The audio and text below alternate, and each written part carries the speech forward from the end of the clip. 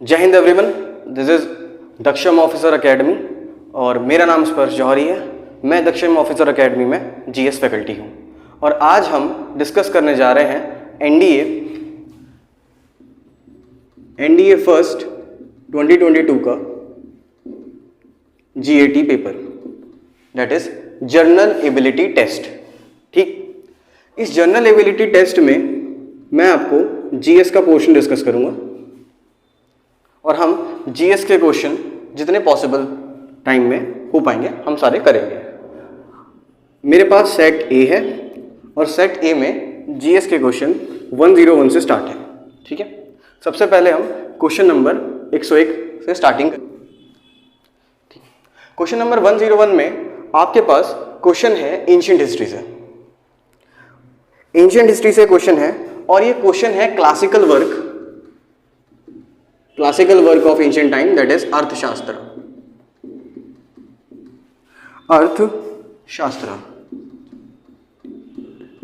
इन्होंने सिर्फ ये पूछा है कि अर्थशास्त्र की जो बुक है अर्थशास्त्र the classical work of Indian political thought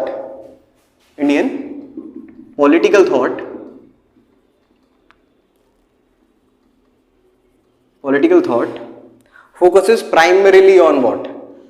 अर्थशास्त्र आपको सबको पता होगा, रिटन बाय कौटिल्य चाणक्य। ठीक, ये किताब एक्चुअली में अर्थशास्त्र लगता है जैसे इकोनॉमी की बुक है ना, लेकिन ये बुक एक्चुअली स्टेट को डिस्कस करती है। तो इसका आंसर है state craft, option number C. क्यों इसका आंसर स्टेट क्राफ्ट है? क्योंकि इस किताब में अर्थशास्त्र के अंदर बहुत सारी चीजें, हाउ स्टेट शुड रूल, इस तरीके की चीजें दे रखी हैं इस किताब के अंदर। इकोनॉमी से रिलेटेड ज्यादा चीजें नहीं है। प्राइमरी फोकस, इन्होंने कहा है प्राइमरी फोकस, एक एक वर्ड क्वेश्चन का इंपॉर्टेंट है। Primarily focus on state craft. ठीक, और ये अर्थशास्त्र आपको कहां से प्रिपेयर करना है? जब आप मौर्यन पीरियड पढ़ेंगे। अब बात करते हैं क्वेश्चन नंबर 102 की। बराबर स्क्रीन पे आपके पास क्वेश्चन हो गई। When did Charaka Samhita originate? Charaka आप सभी को पता है, चरक संहिता।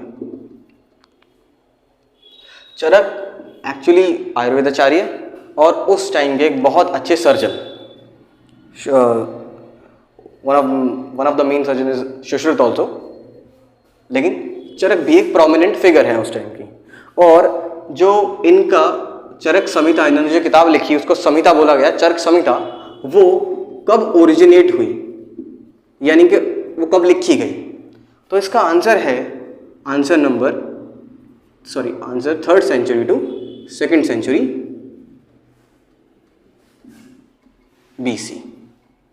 बीसी मतलब बिफोर क्राइस्ट, और 3rd सेंचुरी से लेके 2nd सेंचुरी के बीच में इन्होंने ये किताब लिखी। क्योंकि बीसी है इसलिए 3rd सेंचुरी पहले आएगा, 2nd सेंचुरी बाद में आएगा। ठीक है, तो इसका आंसर है क्वेश्चन नंबर 102 का, that is Charak Samhita. Okay,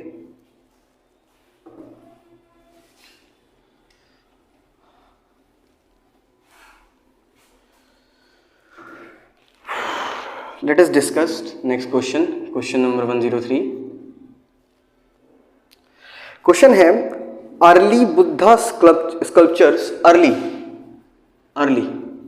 इनके शुरुआती Buddhist sculpture did not show Buddha in human form. शुरुआत में बुद्धा को ह्यूमन फॉर्म में नहीं बताया गया, मतलब बुद्धा की कोई मूर्ति नहीं बनी शुरुआत में। जब बुद्धिज्म की स्टार्टिंग हुई तब बुद्धा की कोई मूर्ति नहीं बनी, क्योंकि उनको लोगों ने ह्यूमन फॉर्म में पूजा नहीं। दो विच of the following symbols was Buddha presence shows by early sculptures. लेकिन कुछ सिंबल हम यूज करते हैं किसी भी व्यक्ति के लिए, किसी भी महान व्यक्ति के लिए कुछ सिंबल्स होते हैं हमेशा, तो इनके भी कुछ अपने सिंबल्स थे और उनमें से एक सिंबल था wheel, that is a very famous symbol, चक्र। चक्र इनका सिंबल था। ट्री ये भी इनका सिंबल था, जहाँ बोधि ट्री के नीचे, बोधि वृक्ष के नीचे इनको निर्वाण की प्राप्ति हुई थी, निरंजना रिवर के किनारे। और स्तूपा, स्तूप वो जगह है जहाँ पे बुद्धा के रेलिक्स रखे गए हैं, यानी कि उनके अवशेष रखे गए हैं, उन जगह को स्तूप बोला जाता है। ठीक। और एम्प्टी सीट, खाली जगह, किसके लिए? बुद्धा के लिए। तो ये चारों सिंबल की तरह यूज किए जाते थे फॉर बुद्धा। ठीक, तो इसका answer D, wheel, tree, stupa और एम्प्टी सीट। और बाद में बुद्धा की मूर्ति बना ली गई, गांधार कला, मथुरा कला, उनमें अलग अलग।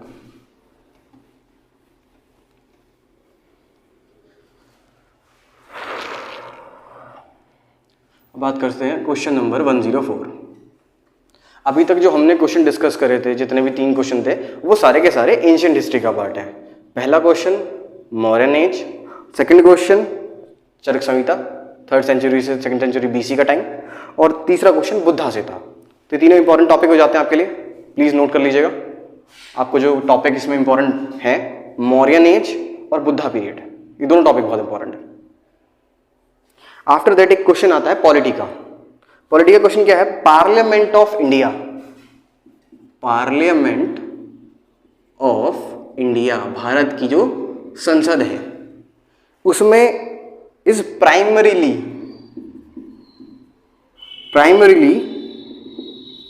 ये प्राइम रूप से, मुख्यतः ये क्या है, इसका जो मॉडल है हमने कहां से लिया है। मतलब हमारी संसद ऐसी होगी, एक लोकसभा होगी, एक राज्यसभा होगी, एक लोकसभा होगी, एक राज्यसभा होगी, है ना, upper house, lower house, president होगा, है ना।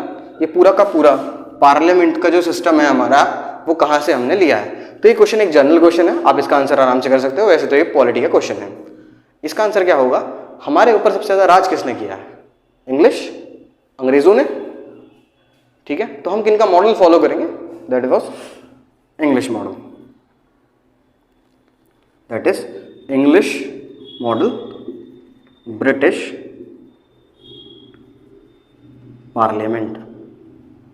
ठीक है, इवन जो पार्लियामेंट्री फॉर्म ऑफ गवर्नमेंट है वो हमने कहां से लिया? ब्रिटिश पार्लियामेंट से। और ब्रिटिशर से हमने बहुत सारी चीजें ली हैं। इवन पॉलिटी में बहुत ज़्यादा चीज़ें हैं जो आपको डीपली पढ़नी है, प्लीज़ उसको डिस्कस पढ़िएगा। ठीक है, the most importantly government of India act 1935। ठीक, और अमेरिका से हमने क्या लिया, जर्मनी से हमने क्या लिया कॉन्स्टिट्यूशन बनाने के लिए। जो कॉन्स्टिट्यूशन की सोर्सेज हैं वो अलग अलग कंट्री से ली गई हैं। आप एक बार इन सभी को देखिएगा। तो क्वेश्चन एक्चुअली ये कॉन्स्टिट्यूशन ऑफ इंडिया से पूछा गया है कि हमारे पार्लियामेंट का सोर्स क्या है, किस तरीके से चीजें हुई हैं।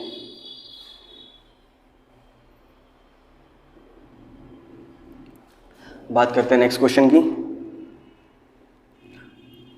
105 जो क्वेश्चन है उसमें लिखा है who among the following had shortest span of office of prime minister of India. अब आपके पास 4 ऑप्शन है। Prime minister of India, normally PM क्या होता है? पीएम हेड होता है किसका? Head of the major party, जो कि मेजर रूलिंग पार्टी होती है, पावर में होती है, उसका जो हेड होता है वो प्राइम मिनिस्टर कहा जाता है ना। और इन्होंने 4 ऑप्शन आपको दे रखे हैं। इनमें से सबसे शॉर्टेस्ट स्पैन यानी कि सबसे कम टाइम के लिए कौन पीएम रहे हमारे? सबसे पहले option A Lal Bahadur Shastri, option B Chaudhary Charan Singh, option C Chandrashekhar और ऑप्शन डी एच.डी. देव गौड़ा। ठीक है, तो इसमें पूरा का पूरा एक आपको किसी भी नॉर्मल किताब में मिल जाएगा, सबका टाइम स्पेन दे रखा है। तो आपको एक बार बस थोड़ा सा लीनिएज याद रखनी है। सबसे शॉर्टेस्ट किन का था, सबसे लॉन्गेस्ट किन का था, कौन 2 बार भी बने हैं। ठीक है, जैसे are honourable prime minister Narendra Modi, Shri Narendra Modi ji, वो 2nd टाइम बन रहे हैं, सेकेंड टाइम बनेगा। तो इसमें ऑप्शन बी है, दैट इज चौधरी चरण सिंह। चौधरी चरण सिंह जी, इनका टाइम स्पेन बहुत कम रहा है as a prime minister of India. ठीक, okay.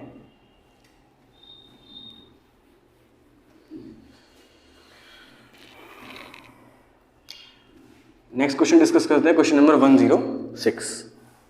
Which one of the following does not fall. ये एक ट्रैप होता है हमेशा यूपीएससी का कि आपको हमेशा नॉट वाले ऑप्शंस मिलेंगे, नॉट वाले क्वेश्चन मिलेंगे। और हम क्या करते हैं जब बहुत ज़्यादा पैनिक स्टेट में होते हैं, एक तो एक्चुअली आप वैसे ही बहुत ज़्यादा डरे हुए होते हैं उस टाइम पे, और उस टाइम पे प्रेशर बहुत ज़्यादा होता है, तो ये नॉट वाला वर्ड हमें कई बार हम स्किप कर देते हैं। तो प्लीज़ याद रखिएगा, क्वेश्चन 2 बार ध्यान से पढ़िएगा, अंडरलाइन कीजिएगा इंपॉर्टेंट वर्ड्स को। ये डायरेक्टिव वर्ड है। विच one of the following does not fall under the jurisdiction of apex court of India. बात कर लेते हैं एपेक्स कोर्ट ऑफ इंडिया, यानी कि सबसे ऊपर। तो हमारे पास सबसे हाईएस्ट कोर्ट कौन सा है? Supreme court. इसीलिए तो उसको एपेक्स कोर्ट बोला जाता है। हमारे पास judiciary, that is integrated judiciary. सबसे पहले हमारे पास छोटे छोटे सबऑर्डिनेट कोर्ट्स हैं, then we have high courts, and सबसे ऊपर there is one supreme court. एक सुप्रीम कोर्ट है, कहाँ पे? इसकी मेन बेंच है दिल्ली में। ठीक है, तो इन्होंने कहा इसके ज्यूरिसडिक्शन क्या क्या, किस किस चीज़ों में कोर्ट फैसला ले सकती है, क्या क्या इसका ज्यूरिसडिक्शन एरिया है। ठीक है, तो मैं आपको पहले ही बता दूं, सुप्रीम कोर्ट ऑफ इंडिया का according to constitution of India there were 3 main jurisdictions. कौन कौन से ज्यूरिसडिक्शन है? एक तो ओरिजिनल ज्यूरिसडिक्शन,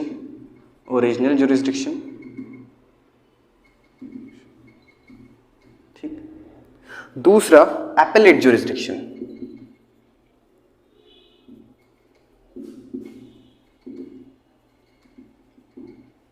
और तीसरा है जो सुप्रीम कोर्ट का jurisdiction, that is advisory jurisdiction. Advisory jurisdiction क्या क्या रूल है?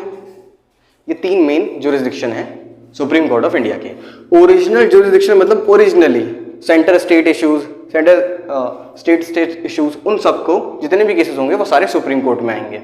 एपेलेट ज्यूरिसडिक्शन मतलब कोई भी केस अपील के थ्रू भी सुप्रीम कोर्ट स्टडी कर सकता है। और तीसरा है एडवाइजरी ज्यूरिसडिक्शन, यानी कि प्रेसिडेंट ऑफ इंडिया और ऑनरेबल प्रेसिडेंट ऑफ इंडिया अगर चाहें तो एडवाइस ले सकते हैं किससे? सुप्रीम कोर्ट ऑफ इंडिया से, किसी भी मैटर पे, और वो एडवाइस प्रेसिडेंट के लिए बाइंडिंग नहीं होती, यानी कि प्रेसिडेंट उस एडवाइस को माने या ना माने। ठीक, अब इन्होंने यहाँ पे 4 ऑप्शन दे रखे हैं आपको, इन्होंने आपको यहाँ पे 4 ऑप्शन दे रखे हैं, है ना। उनमें से ओरिजिनल ज्यूरिसडिक्शन भी है, एपेलेट भी है, एडवाइजरी भी है, लेकिन आपको पता लगा ना विच of the following is not, यानी कि आंसर नंबर क्या आपका जो अलग से यहाँ पे लिखा हुआ है, और वो क्या है? दैट इज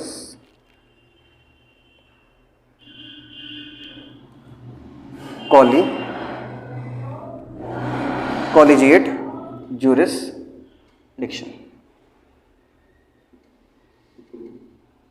ठीक है,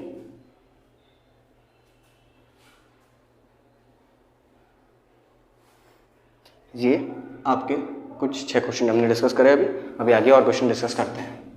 और हाँ, सुप्रीम कोर्ट ऑफ इंडिया एक बहुत इंपॉर्टेंट टॉपिक है, आप प्लीज़ इसके कुछ मेन आर्टिकल्स और कॉन्स्टिट्यूशन ऑफ इंडिया एक बार करके, जब आप पॉलिटी में पढ़ेंगे तो fundamental rights, fundamental duties, sources of constitution, evolution of constitution of India, ये कुछ इंपॉर्टेंट टॉपिक्स हैं आपके लिए। Next question 107, that is according to Indian meteorological department, यानी कि इंडियन मेटीरियोलॉजिकल डिपार्टमेंट, हमारा जो मौसम विभाग है, which of the following according to the feature of cloud burst, according to them which of the following the feature of cloud burst. Cloud burst मतलब बादल फटना, है ना, जो मोस्टली उत्तराखंड और इधर साइड के एरियाज में होता रहता है ना। इसकी वजह से बहुत ज़्यादा रिसोर्सेज को हमारा नुकसान होता है, बहुत ज़्यादा लोग मारे जाते हैं क्लाउड बस्ट जब भी होता है। Even one of the worst is Kedarnath disaster. Kedarnath disaster की वजह से बहुत उस टाइम पे प्रॉब्लम हुई।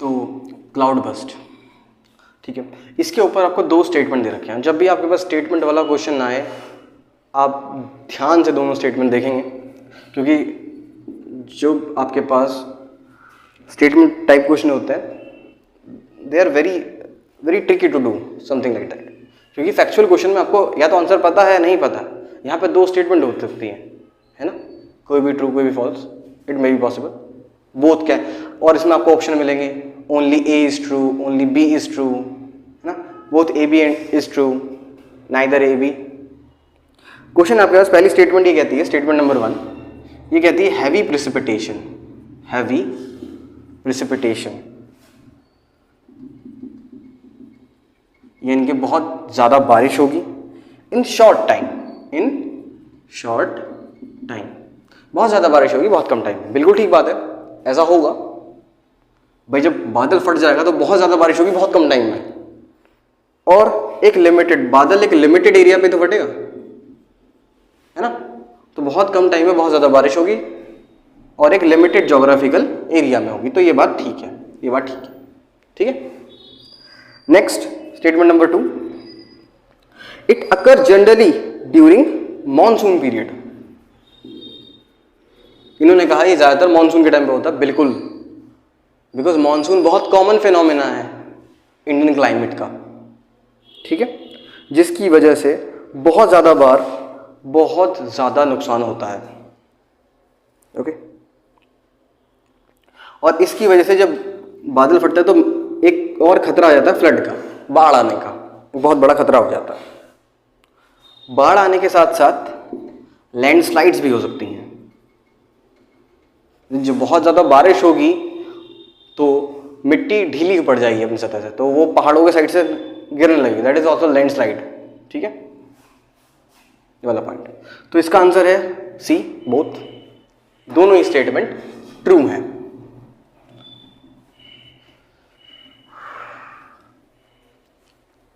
और आपको वीडियो से लेके कोई भी सजेशन, कोई भी क्वेश्चन, कोई भी कमेंट हो, कोई भी क्वेरी हो, प्लीज़ कमेंट बॉक्स में ज़रूर लिखिए, मैं डेफिनेटली उस बात का आंसर करूंगा।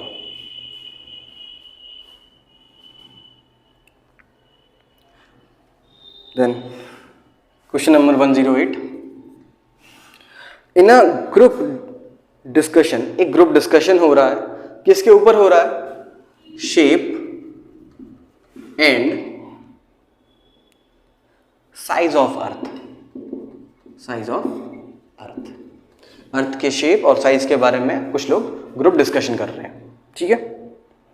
अब मान लो जैसे हम हमेशा डिस्कस करते रहते हैं ना आपस में दोस्त वगैरह कि ये चीज़ ऐसी है, वो चीज़ वैसी है, दो तीन लोग डिस्कस कर रहे हैं, तो इसमें 3 स्टूडेंट्स हैं। स्टूडेंट नंबर 1 है ना, जो ये बोलता है क्या, the shape of earth is basically an oblate spheroid.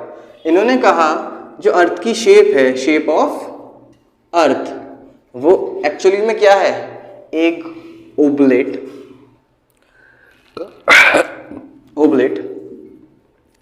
Spheroid या फिर ओब्लेट स्फेयर, है ना। एक्चुअली हम जनरली कह देते हैं कि अर्थ की शेप गोल है, बट ऐसा नहीं है।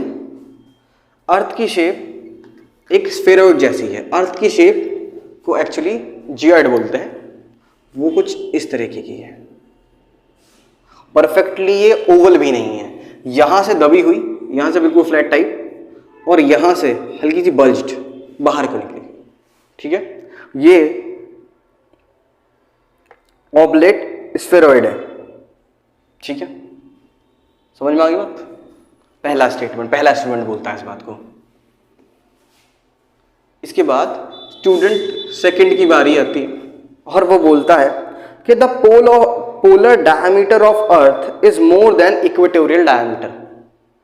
जो अर्थ है उसका जो पोलर डायमीटर है, अब ये आप देख लो, ये इक्वेटर है, ये इक्वेटर है, ये अर्थ का सेंटर और ये पोल, ये भी पोल है।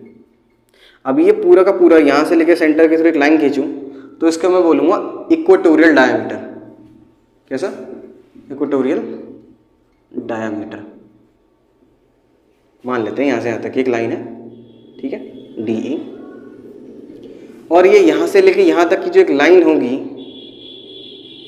इसको हम बोलेंगे, पूरा का पूरा एक डायमीटर है, इसको बोलेंगे हम polar diameter, polar diameter of earth.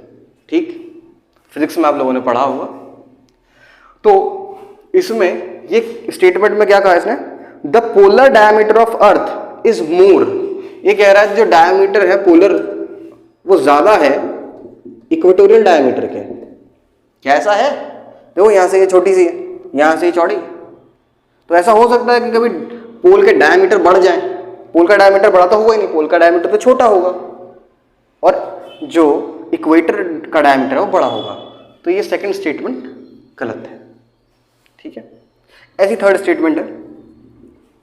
आप एक एक स्टेटमेंट एनालाइज करोगे और आपको चीजें कनेक्ट करनी पड़ेंगी। Bulge along the equatorial region is due to revolution of earth. ये जो बल्ज है ना, बल्ज मतलब यहां से चौड़ा, यहां से जो बल्जिंग हो रही है अर्थ की, ये जो बल्ज है, ठीक, ये जो बल्ज है कहां पे, कौन से रीजन में? इस वाले रीजन में। यहां से हल्की सी बल्ज है ना इसकी, सिंपल सी बात है, यहां से बच गई, यहां से हल्की चौड़ी हो गई। तो इसने बोला, थर्ड स्टूडेंट ने, कि ये due to revolution of earth है, रिवॉल्यूशन ऑफ अर्थ है। अब मुझे एक बात बताओ, अर्थ का रिवॉल्यूशन तो सन के अराउंड होता है ना, उसकी वजह से सीजन्स कॉज होते हैं।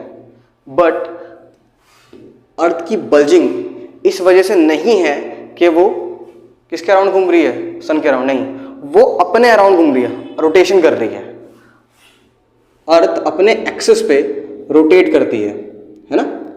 कोई भी चीज़ आप अपने एक्सिस पे घुमाओगे, उसी को घुमाओगे तो वो इधर से हल्की सी चौड़ी दिखेगी, ठीक है, अगर बहुत फास्ट स्पीड पे है तो, ठीक है, जिसमें कि अर्थ पे बहुत ज़्यादा लिक्विड प्रेजेंट है, वाटर प्रेजेंट है, इसी रोटेशन की वजह से यहाँ पे बल्जिंग है। ठीक है, तो ये रिवॉल्यूशन ऑफ अर्थ की ये भी नहीं है, और ये स्टेटमेंट तो ऑलरेडी गलत है ना, बल्कि स्टेटमेंट्स की उल्टी है बिल्कुल। Diameter of equator is greater than diameter of pole. तो ओनली स्टेटमेंट 1 यानी कि स्टूडेंट 1 ही करेक्ट है। इसका option number A, student only student 1, ये वाला ऑप्शन ठीक है। ऐसे क्वेश्चन कई बार होते हैं और वहां पे हमें लगता है तीनों स्टेटमेंट ठीक है, क्योंकि तीनों में बहुत छोटा अंतर है। यहां पे देखो, है ना, revolution of rotation of earth. Let us discuss next question.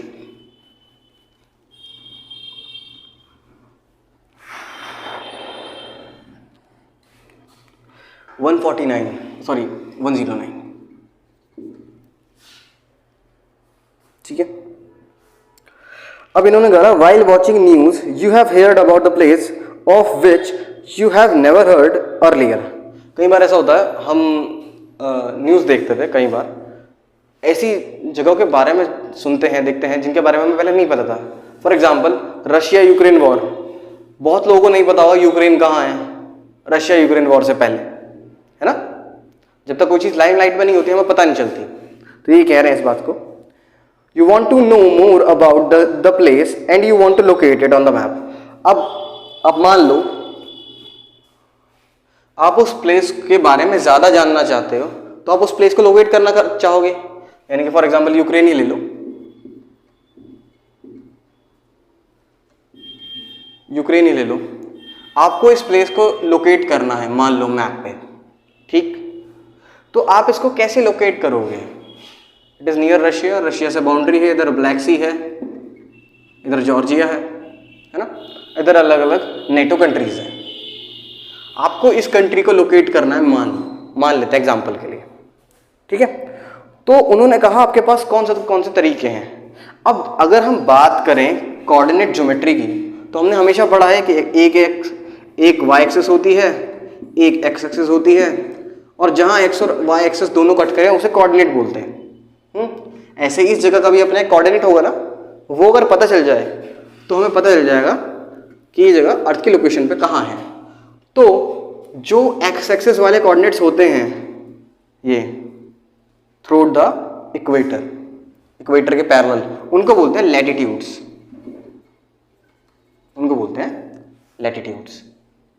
और जो वाई एक्सिस वाले कोऑर्डिनेट्स होते हैं उनको बोलते हैं लॉन्गिट्यूड्स, ठीक। और जहाँ भी लॉन्गिट्यूड लैटिट्यूड कट करते हैं हम उसको लोकेशन बोलते हैं। हम लोकेशन का अंदाजा लगा कहाँ से रहे हैं, पता कैसे चल रहा है एग्जैक्टली लोकेशन है कहाँ है? हम उसके लॉन्गिट्यूड और लैटिट्यूड, उस जगह के, उस पोजीशन के दोनों को देखते हैं और हम उसे पता लगाते हैं अर्थ पे वो लोकेशन कहाँ पे है। तो मेनली कौन सी चीज रिस्पॉन्सिबल है? लॉन्गिट्यूड्स एंड लैटिट्यूड्स, ठीक है। तो इसका आंसर सी है, both longitude and latitude of the place.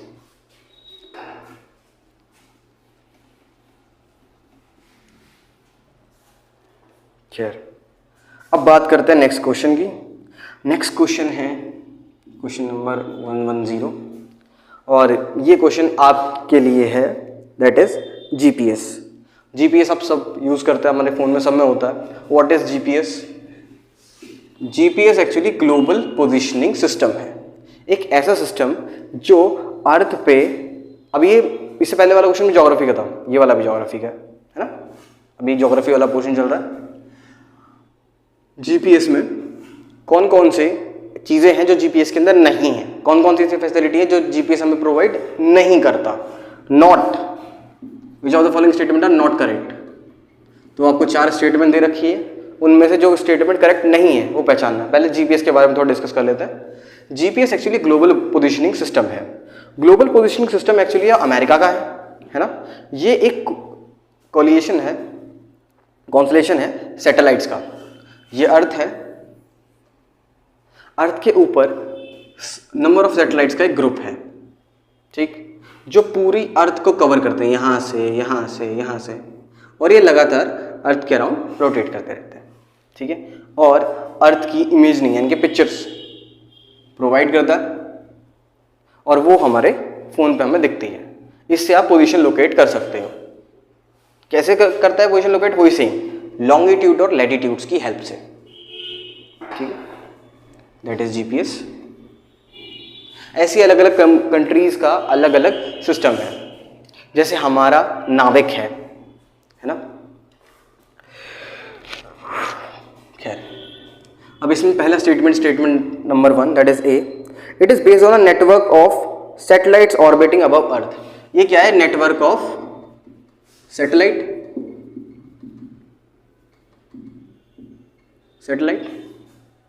Network of satellite, ठीक है।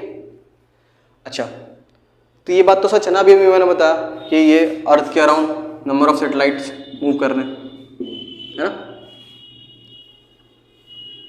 तो ये स्टेटमेंट तो ठीक है, ऑप्शन बी पे आता है। इन्होंने कहा it is based on the system of triangulation,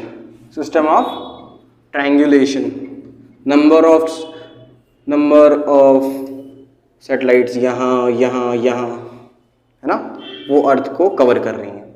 actually एक सैटेलाइट अगर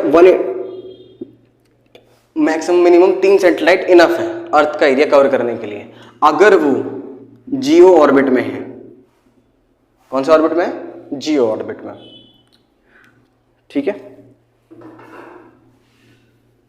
जियो ऑर्बिट, मियो ऑर्बिट, लियो ऑर्बिट, ये सब आप लोगों को पढ़ना है, ठीक है। हम डिस्कस करेंगे जब वो टॉपिक आएगा। ऑप्शन नंबर, तो ये बात ठीक है, ट्रायंगुलेशन पे बेस्ड है। चौथा है GPS receiver provide location in terms of latitude, longitude and altitude.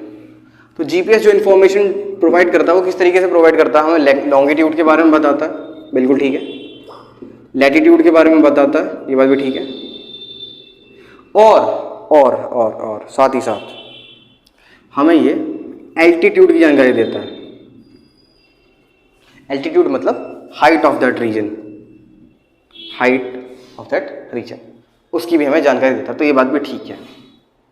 अब ऑप्शन नंबर डी, और वो बड़ा एक्सट्रीम स्टेटमेंट, जब भी चीजें एक्सट्रीम हो जाए ना, बहुत ज्यादा ही कुछ बोल दिया, बहुत ज्यादा एक्सट्रीम स्टेटमेंट बोल दी, तो मोस्टली रॉन्ग होती हैं, ठीक है। It provide information exclusively for military operation, it provide information exclusively for military operation, ठीक। तो यहां पे देखो एक्सक्लूसिव स्टेटमेंट है, बिल्कुल खुद ही बोला है, एक्सक्लूसिवली सिर्फ मिलिट्री को इंफॉर्मेशन देगा, नहीं, हमारे फोन में भी तो जीपीएस है, हम भी तो जीपीएस यूज कर रहे हैं, तो ये कॉमन लोगों को भी इंफॉर्मेशन देता है, ऐसी बात है। तो ये स्टेटमेंट गलत हो जाएगी कि सिर्फ एक्सक्लूसिवली सिर्फ मिलिट्री को, ऐसा नहीं है, ठीक है। तो आज यहीं तक, बाकी इसके पार्ट हम कल डिस्कस करेंगे, ठीक है। आप इन क्वेश्चंस को रिवाइज करो, और हाँ, previous year question are one of the most important sources, please please please please previous year questions जरूर करिए, वो बहुत इंपॉर्टेंट है। वहां से आपको टॉपिक्स का पता चलेगा, कौन कौन से इंपॉर्टेंट टॉपिक्स हैं और किस तरीके के क्वेश्चंस आते हैं। थैंक यू सो मच, जय हिंद।